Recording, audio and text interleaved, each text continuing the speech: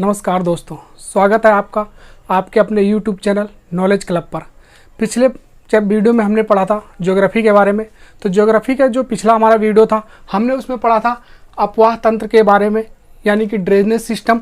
और हमने drainage system part first में पढ़ा था नदियों के बारे में, जो कि हमने पढ़ा था कि नदियों में कहाँ पे कौन सी नदियाँ बहती हैं। आज हम पढ़ेंगे भारत की झीलें यानी लेक और जल प्रपात वाटरफॉल। तो देखते हैं दोस्तों, झील क्या होती है।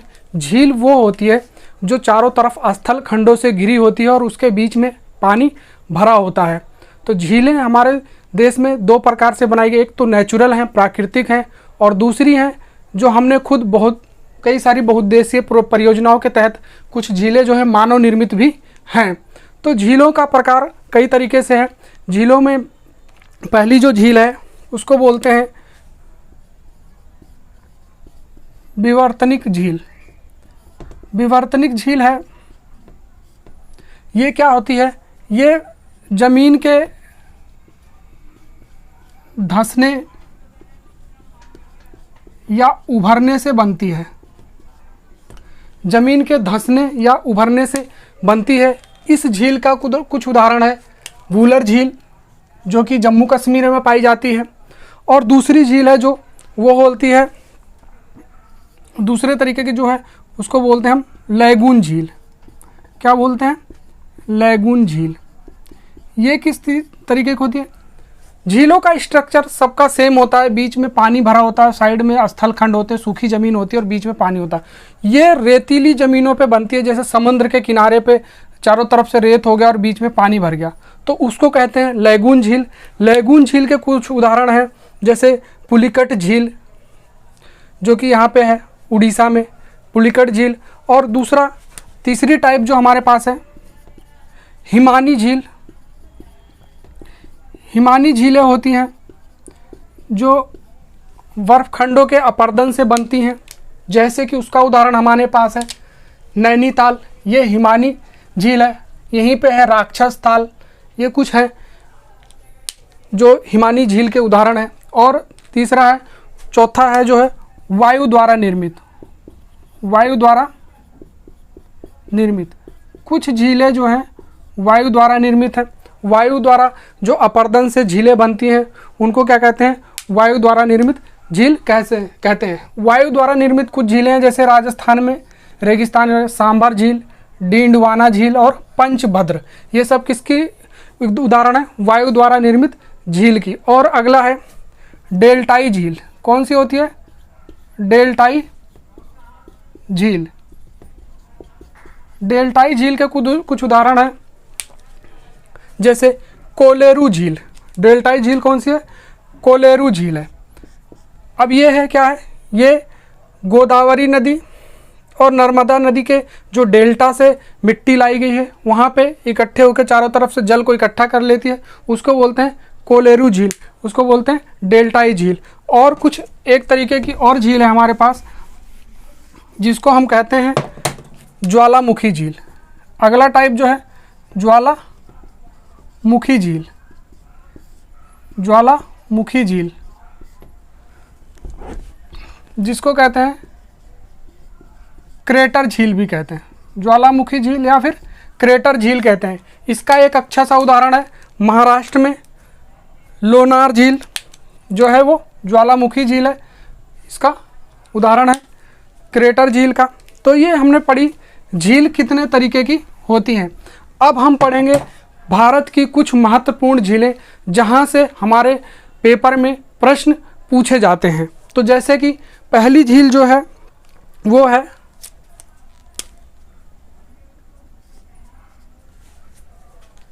लोकटक झील। कहाँ पे है ये? मणिपुर। मणिपुर में कौन सी झील? लोकटक झील।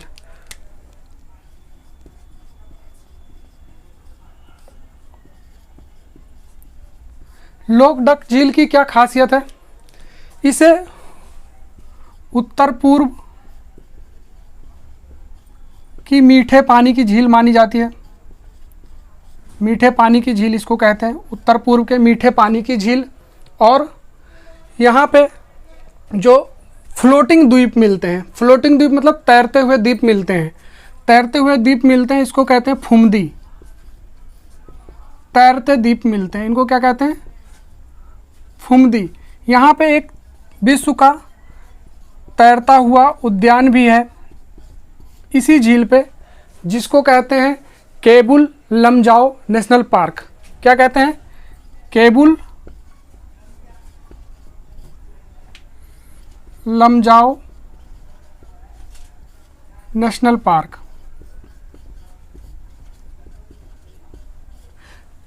और यहाँ पे मिलते हैं संगाई हिरन मिलते हैं। यहाँ पे क्या मिलते हैं? संगाई हिरन मिलते हैं। और इसको, इस झील को मणिपुर की जीवन रेखा भी कहते हैं। क्या कहते हैं? मणिपुर की जीवन रेखा, क्योंकि यहाँ पे जैव विविधताओं से ये बहुत धनी है। यहाँ पे हर प्रकार के जीव जंतु जो पानी में होते हैं वो मिलते हैं, जिससे यहाँ का एटमॉस्फेयर बहुत ही अच्छा रहता है। लेकिन अभी यहाँ पे हाल फिलहाल में लोकटक, ये जो लोकटक झील है, इस पे एक परियोजना बनाई जा रही। लोकटक जल परियोजना जो है हमारी, जो बनाई गई है, उसकी वजह से अब मानव निर्मित चीज़ें कुछ भी होंगी तो वहाँ से पर्यावरण को नुकसान होना शुरू हो जाएगा। तो इसकी जैव विविधता पर क्या नेगेटिव असर पड़ रहा है? किस पे? लोकटक झील की। तो ये था हमारी लोकटक झील का। अगला हम देखते हैं दूसरा, आंध्र सीमा पर तमिलनाडु पे जो है पुलिकट झील जो है ना, यहाँ पे क्या है? तमिलनाडु पे हमारा क्या है? यहाँ पे है तमिलनाडु और आंध्र प्रदेश के पास, ये यहाँ पे इस बाउंड्री पे जो है हमारी क्या है? पुलिकट झील है। ये बाउंड्री है, ये दोनों की बाउंड्री। यहाँ पे कौन सी झील है? पुलिकट झील है। यहाँ पे कौन सी झील है? पुलिकट झील है। इसी को हम कहते हैं लैगून झील। लैगून झील यानी रेत से बनी हुई, जाहिर से समुंदर के किनारे है तो ये लैगून झील हो सकती है, ठीक है ना। समंदर के रेत जो है चारों तरफ इकट्ठे होकर बीच में पानी भर गया होगा। ये जो झील है इस पे जो है श्री हरिकोटा द्वीप है। अभी श्री हरिकोटा द्वीप जो है इसको बंगाल की खाड़ी से अलग करता है। किससे अलग करता है? बंगाल की खाड़ी से अलग करता है। यानी कि यहाँ पे आके बंगाल की खाड़ी ख़त्म हो जाती है, इसके बाद श्री हरिकोटा द्वीप इसको अलग कर देता है, डिवाइड कर देता है। और इसी पे श्री क्या है? श्री सतीश धवन अंतरिक्ष केंद्र भी यहीं पे बनाया गया है। कहाँ पे? पुलिकट झील के पास। कहाँ पे बनाया गया है? पुलिकट झील के पास बनाया गया है। अगली जो झील है हमारी वो है वेवनाड झील। अब ये कहाँ पे है? ये है केरल में। कहाँ पे ये हमारी झील? केरल में। केरल में है हमारी वेवनाड झील।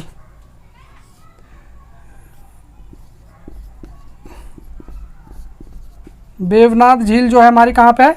केरल में है। तो अब इसकी क्या खासियत है? ये भारत की सबसे लंबी झील है। भारत की सबसे लंबी झील, करीब कितने? 96 किलोमीटर लंबी है, ठीक है ना। इस पे दो द्वीप पाए जाते हैं, वेलिंगटन और वल्लारपदम, ठीक है ना। कौन कौन से दो द्वीप पाए जाते हैं? उनका नाम है वेलिंगटन और वेल्लारपदम।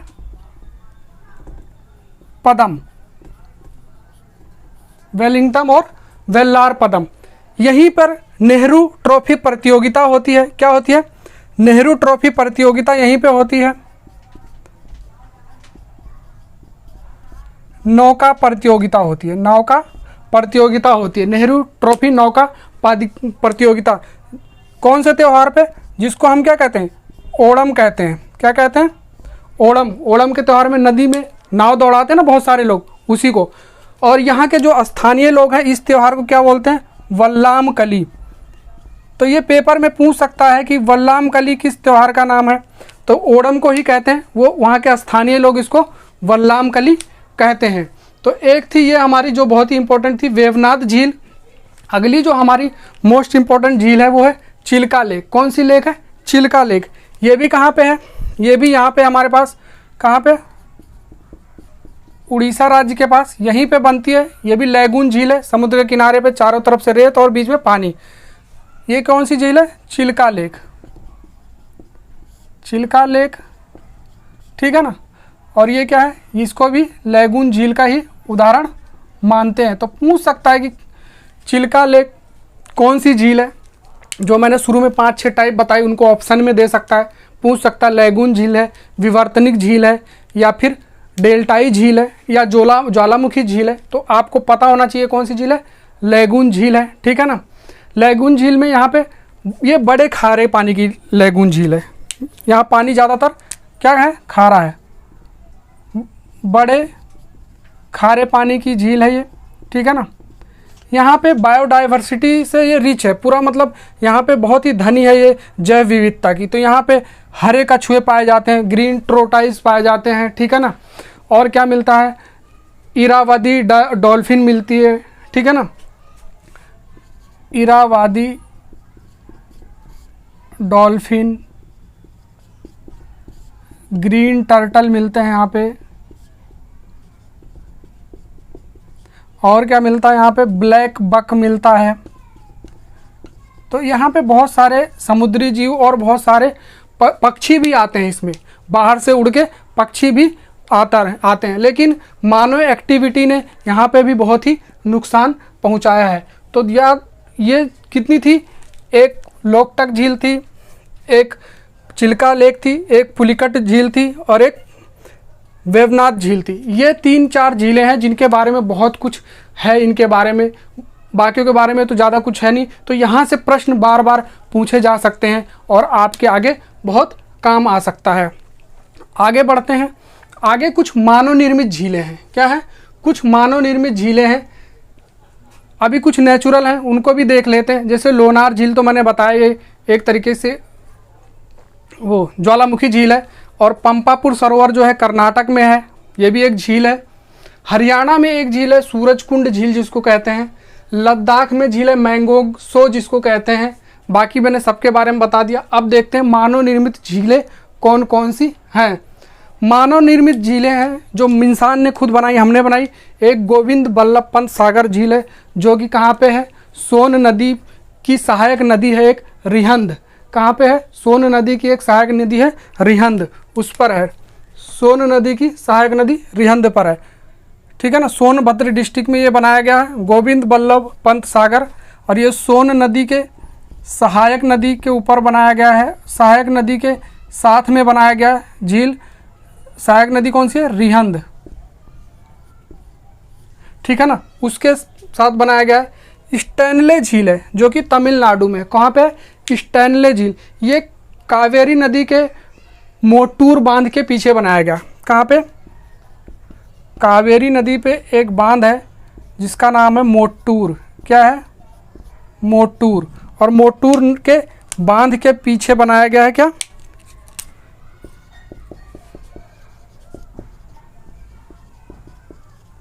मोटूर बांध के पीछे बनाया गया है स्टैनले झील जो कि तमिलनाडु में। गोविंद सागर झील है हिमाचल प्रदेश में। ये कहाँ बनाई गई है, ये सतलज नदी पे भाखड़ा नागल बांध के पीछे बनाई गई है। सतलुज नदी पर जो भाखड़ा नागल बांध है,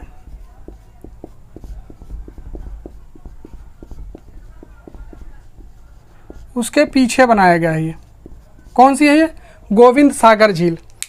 राणा प्रताप जवाहर सागर राजस्थान में है। गांधी सागर मध्य प्रदेश में है। और ये दोनों नदियाँ ये दोनों जो झीलें हैं किस पे हैं, कहाँ पे, किसके पास में, चंबल नदी के पास में। यानी इससे अब इसका जल लेके ये एक जगह इकट्ठा हो गया होगा, ठीक है ना, तो बन गई। नागा अर्जुन सागर आंध्र प्रदेश व तेलंगाना पर है। और किस नदी के जल से ये है, ये कृष्णा नदी के जल से है। और इनके बीच में है आंध्र प्रदेश और तेलंगाना के नागा अर्जुन सागर, ठीक है ना। अब हमने यहाँ तक पढ़ा। अब हम कुछ जानते हैं महत्वपूर्ण तथ्य, जैसे कि जलप्रपात के बारे में। अब हमने झीलों के बारे में जान लिया, अब हम जानते हैं जलप्रपात के बारे में। तो यहाँ पे मध्य प्रदेश है, MP, यहाँ से एक नदी निकलती है नर्मदा, जो एक जलप्रपात बनाती है जिसका नाम है धुआंधार जलप्रपात। क्या नाम है? धुआंधार जलप्रपात। इसका एक नाम है दुग्ध धारा और कपिल धारा। दुग्ध धारा, कपिल धारा, ये इसी के नाम है। तो किसी भी नाम से पूछ सकता है, ये बहुत ही इंपॉर्टेंट है कि नर्मदा नदी पे कौन से जलप्रपात हैं। तो धुआंधार और कपिल धारा जलप्रपात हैं। अगला जो है कावेरी नदी पे है। कावेरी नदी पे कहाँ पे है? कर्नाटक में है, शिव समुद्रम, ठीक है ना। कहाँ पे है? कर्नाटक में शिव समुद्रम जलप्रपात, ठीक है ना। तो यहाँ पे कौन सा है? कर्नाटक में कावेरी नदी पे है शिव समुद्रम जलप्रपात।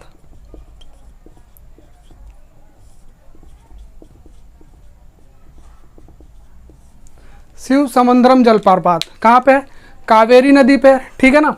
और गोवा में एक और है, गोवा में है मांडवी नदी पर, ठीक है ना। ये गोवा राज्य है। यहाँ पे मांडवी नदी पे है दूध सागर। कौन सा है? दूध सागर जलप्रपात है ये, ठीक है ना। अगला है चित्रकूट। कहाँ पे है? छत्तीसगढ़ में, ठीक है ना। ये हमारा छत्तीसगढ़ है।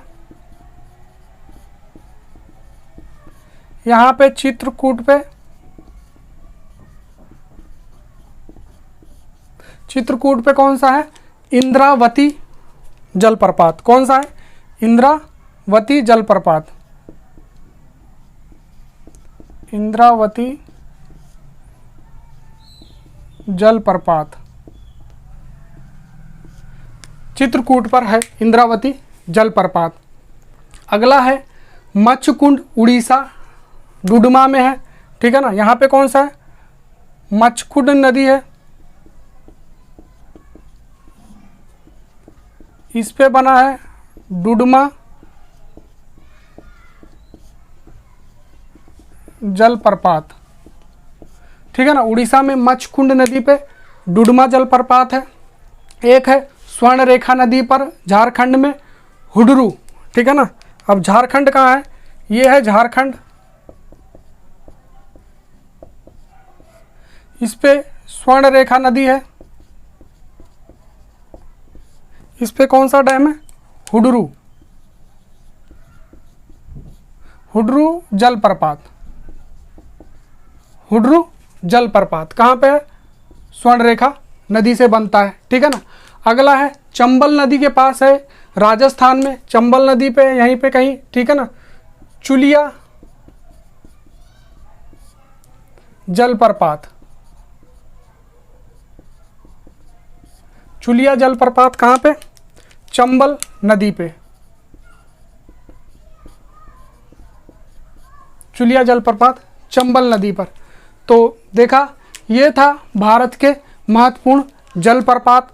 अब कुछ बातें जो हमने पढ़ी थी अक्षांश और देशांतर के बारे में, जब हमने रेखाएं पढ़ी थी, मकर रेखा, कर्क रेखा, तो कुछ बातें विश्व के नदियों से भी हैं और एक आधा बातें भारत की नदियों से हैं जो बहुत इंपॉर्टेंट है, उसको भी इसी में जान लेते हैं। जैसे कि हम जानते हैं, जैसे कांगो जायरे नदी अफ्रीका महाद्वीप में है। ये क्या है? 2 बार क्या होती है? मकर रेखा को 2 बार काटती है।